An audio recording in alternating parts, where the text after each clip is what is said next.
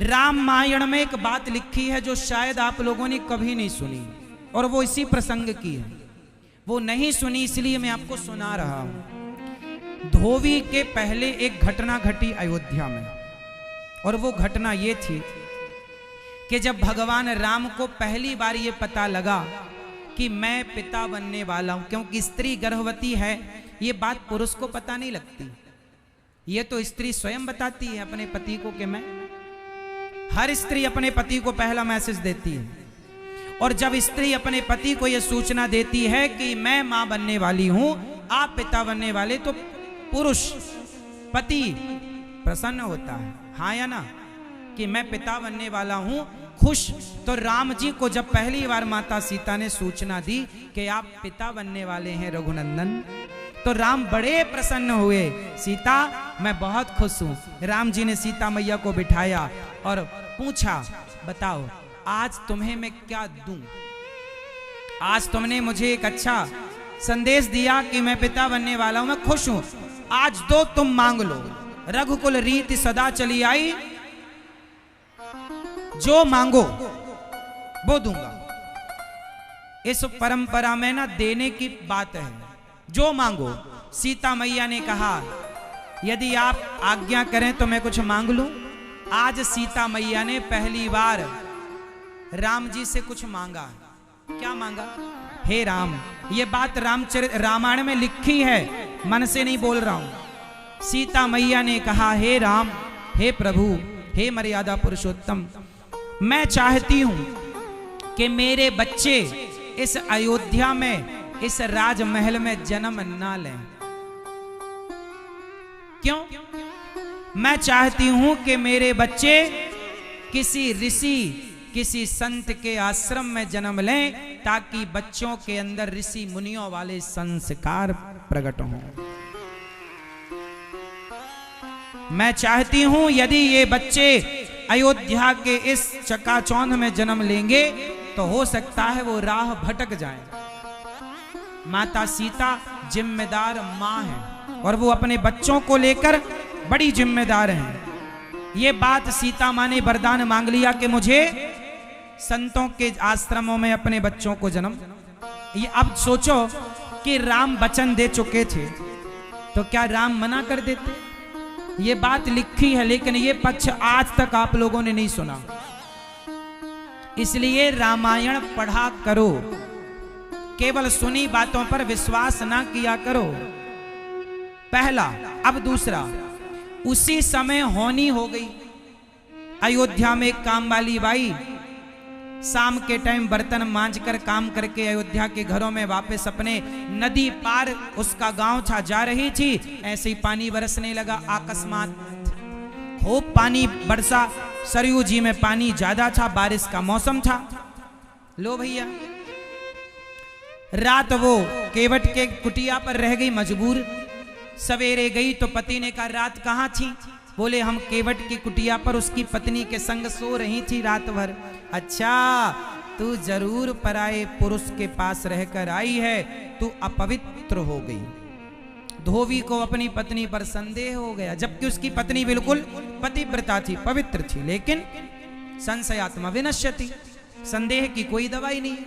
कहा, मैं तुझे स्वीकार नहीं करूंगा, मैं कोई राम थोड़ी हूं। जो रावण के घर रही सीता को उन्होंने स्वीकार कर लिया। लो भैया, ये बात किसी व्यक्ति ने कही, पूरे नगर में हवा की तरह फैल गई। अब लोगों के अंदर ये बात बैठ गई कि बात तो ठीक है, रावण के पास सीता जी रही हैं, राम जी ने स्वीकार। अरे भैया, आज मैं आपको एक बात बताऊं, रावण के यहां जो सीता थी, बताओ वो असली सीता थी कि नकली? जोर से। अब ये धोबी को कौन समझाए? धोबी को कौन समझाए? असली सीता तो अग्नि में वास कर रही थी। ये बात रामचरितमानस में लिखी है, आपको पढ़ना पड़ेगा। असली सीता अग्नि में वास कर रही थी, और जो उस समय सीता का अभिनय कर रही थी वो कौन थी? वो वेदवती थी। कौन थी वो? वेदवती नाम की स्त्री जो भगवान को अपना भगवान को पति के रूप में पाने के लिए घोर तपस्या कर रही थी। एक बार माता वेदवती के पास हिमालय के एक सरोवर में ये तपस्या कर रही थी। रावण पहुंच गया वेदवती के पास। वाह, वेदवती तपस्या कर रही थी, सुंदर थी, साक्षात लक्ष्मी का स्वरूप थी। रावण बड़ा मोहित हुआ। ये स्त्रियों को देखता था तो पता नहीं इसको क्या हो जाता था। ये वेदवती के बाल पकड़ने लग गया और बाल पकड़ के ये उठाकर ले जाने लगा। तब वेदवती ने श्राप दे दिया, अरे मूर्ख रावण, मैं तपस्या कर रही हूं और तूने मेरी तपस्या में बाधा बनकर भंग किया। जा, आज के बाद तू कभी किसी स्त्री को उसकी मर्जी के बिना यदि स्पर्श करेगा, तेरा सर्वनाश हो जाएगा और तेरे सर्वनाश होने का कारण मैं बनूंगी। मैं, तूने मेरे बाल पकड़े, तूने मेरी तपस्या बिगाड़ी, जा, अब तेरे सर्वनाश को मैं रचूंगी, तेरे सर्वनाश का कारण मैं बनूंगी। और जब तक तेरा सर्वनाश नहीं कर देती, आगे मैं तपस्या नहीं करूंगी। माता वेदवती ने तपस्या छोड़ दी और वो तपस्या सालों से कर रही थी, कई हजार वर्षों से। भगवान राम को पति के रूप में चाहती थी वो। अब रावण सीता को चुराए, उसके पहले असली सीता को राम जी ने अग्नि में वास कराया। वेदवती को, चूंकि वेदवती के कारण रावण का विनाश होना था, तो सीता के रूप में वेदवती को लिया गया। इसलिए वो नकली सीता थी, इसलिए नकली सोने के मृग को देखकर मोहित हो गई। नकली सीता नकली मृग को देखकर मोहित हो गई। वो असली सीता तो थी, और रावण जो ले गया वो नकली सीता थी। चलो, जब रावण मरा और राम जी ने अग्नि परीक्षा ली, तो वो सीता माँ की अग्नि परीक्षा नहीं थी, वो सीता माँ की वापसी थी। क्या थी? क्या थी? वापसी थी। अब जो नकली सीता माता वेदवती थी, जब असली सीता अग्नि से प्रकट हो गई तो नकली सीता को जाना पड़ेगा। तो नकली अर्थात वेदवती माँ ने कहा कि हे प्रभु, मैं आपकी पत्नी का मैंने अभिनय तो किया, लेकिन मुझे पत्नी का सुख नहीं मिला। कब दोगे? भगवान राम बोले, मैं कलयुग में तुम्हारा पति बनूंगा। आपको आश्चर्य होगा इस बात को जानकर कि त्रेता के राम कलयुग में आए और वेदवती आई और दोनों का विवाह हुआ। आप जानते हैं कि कलयुग में कौन है वो? नहीं? तो आज मैं आपको समझाता हूं। त्रेता के राम वेदवती की इच्छा पूरी करने के लिए इस कलयुग में श्रीनिवास के रूप में प्रकट हुए। क्या नाम था? श्रीनिवास। और माता वेदवती पद्मावती के रूप में प्रकट हुई। किसके रूप में? जोर से। पद्मावती। और दोनों का विवाह हुआ और वो आज भी हैं, आप सब जानते हैं, पर आपको ये कथा नहीं पता। आज आप में से कितने लोगों ने तिरुपति बालाजी का नाम सुना है? वेंकटेश भगवान को जानते हो ना, तिरुपति बालाजी को? तिरुपति बालाजी ही श्रीनिवास भगवान हैं और तिरुपति बालाजी की 3 पत्नियां हैं, इसलिए नाम है त्रिपति। क्या नाम है? त्रिपति, मतलब 3 के पति। तो 3 के पति, एक लक्ष्मी पति, एक पद्मावती के पति, वही पिछले जन्म की सीता अर्थात वेदवती। इनकी कथा भी है। मैं समय कम बचा नहीं तो पूरी कथा सुनाता आपको। ये राजा के यहाँ प्रकट हुई और ये प्रकट हुए और इनका विवाह हुआ। और तीसरी भूदेवी, लक्ष्मी देवी, पद्मावती, लीला देवी और भूदेवी, 3 के पति होने से त्रिपति को बाद में तिरुपति बालाजी कहा जाता है, जो दक्षिण भारत में विराजे हैं। जानते हो किस पर्वत पर विराजे हैं? हाँ, तिरुमला पर्वत। जिस पर्वत पर तिरुपति जी विराजे उस पर्वत का नाम है तिरुमला। तिरुमला पर्वत पर भगवान तिरुपति बालाजी विराजे हैं। तो देखो राम जी की कथा से वेंकटेश भगवान की कथा जुड़ी। अब चलो फिर वापस आते हैं हम लोग वहीं जहां से गए थे।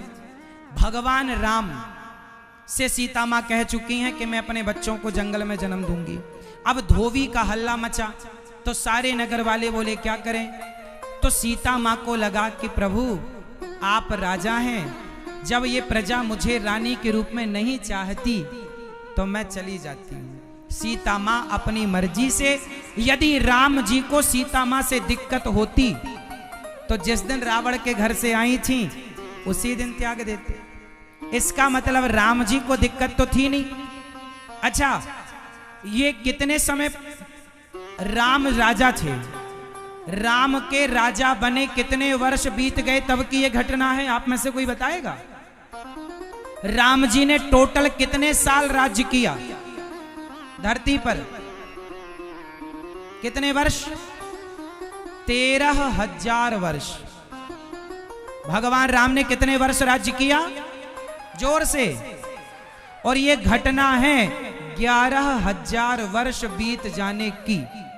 जब राम जी को राजा बने और सीता जी को रानी बने, 11,000 साल बीत गए। तब सीता मां को प्रजा के कहने से वाल्मीकि जी के आश्रम में भेजा गया। किस लिए? कि उनकी इच्छा थी। और वाल्मीकि जी के आश्रम में भेजा गया क्योंकि पहले भी ये वहां रह चुके हैं वनवास के दौरान। अब एक और कथा जुड़ी है इससे, वो भी मैं आपको सुनाऊंगा ताकि आप इतिहास को, इस रहस्य को पूरा जाने। सुनो, बात ऐसी है कि जब रावण मरा तो दशरथ जी आए थे राम से मिलने। ये कितने लोग जानते हैं? मैया, ओ मेरी प्यारी मां, बस अब आरती करेंगे जरा सी देर में, बिल्कुल ना घबराना, जरा सी देर और इंतजार, फिर आरती का आनंद लेंगे, फिर आपको घर मिलेगा, रोटी मिलेगी। सुनो भैया, सुनो, आप में से कितनों को यह पता है लंका कांड में लिखा है रामचरितमानस में कि राम जी ने जब रावण को मारा तो दशरथ जी राम जी से मिलने आए और दशरथ जी ने कहा, राम तुम्हारी जय हो, राम तुम्हारी जय हो, मुझे गर्व है राम तुम पर। एक पिता का आशीर्वाद है पुत्र के लिए, आशीर्वाद है। राम बोले, प्रभु पिताजी यदि आप कहें तो मैं विधि के विधान को बदल सकता हूं। आप जैसे राजा थे मैं आपको फिर वापस, मरे हुए तो हो गए पर कोई बात नहीं, मैं आपको फिर जस का तस जीवित कर सकता हूं, भगवान है। चलो आप वापस अयोध्या के राजा आप बनो, और आप मेरा राज्य तिलक करना चाहते थे, चलो मैं विधि के विधान को बदलता हूं, आप मेरा राज्य तिलक देखना जैसे आपकी इच्छा थी। दशरथ जी बोले, नहीं राम, यदि मेरे लिए तू विधि का विधान बदलेगा तो सारे भक्त तेरे से कहेंगे कि अपने पिता के लिए बदले हो विधि का विधान, तो हमारे लिए भी बदल दो। इसलिए तुम इस सिद्धांत से समझौता ना, इसलिए मैं गया, कोई बात नहीं, पर एक छोटी सी बात कहूंगा राम, मेरी आयु अभी 2000 साल बाकी है। दशरथ जी मौत से नहीं मरे, दशरथ जी अपनी मौत से राम के वियोग में मरे, राम के, इसलिए दशरथ जी की अभी 2000 साल उम्र बाकी थी। कितनी उम्र? इसलिए दशरथ जी ने कहा, राम जाओ, तुम्हें आशीर्वाद देता हूं, मेरी उम्र तुम्हें लग जाए। तब से ये कहावत चालू हो गई कि मेरी उम्र। कोई आपसे पूछे कि सबसे पहले किसने किसको अपनी उम्र दी थी, तो आप बताना कि सबसे पहले दशरथ जी ने राम को। तब से ये परंपरा बन गई कहने की कि मेरी उम्र, तो कितनी उम्र बाकी थी? और राम जी ने 11,000 वर्ष की अपनी आयु पूरी की। अब 2000 साल किसकी आयु आ गई? उत्तर दो। पिता की। अब जब दशरथ जी की आयु आ गई तो दशरथ जी की आयु से अब अपनी पत्नी सीता का स्पर्श कैसे करते वो? यदि करते तो मर्यादा पुरुषोत्तम की मर्यादा बिगड़ जाती। इसलिए उस 2000 साल के लिए उन्हें अपनी पत्नी से अलग रहना था, क्योंकि वो एज उनके पिता की थी। अब एक्चुअली राम अब राम नहीं रहे, अब राम दशरथ हो गए, क्योंकि पिता की आयु।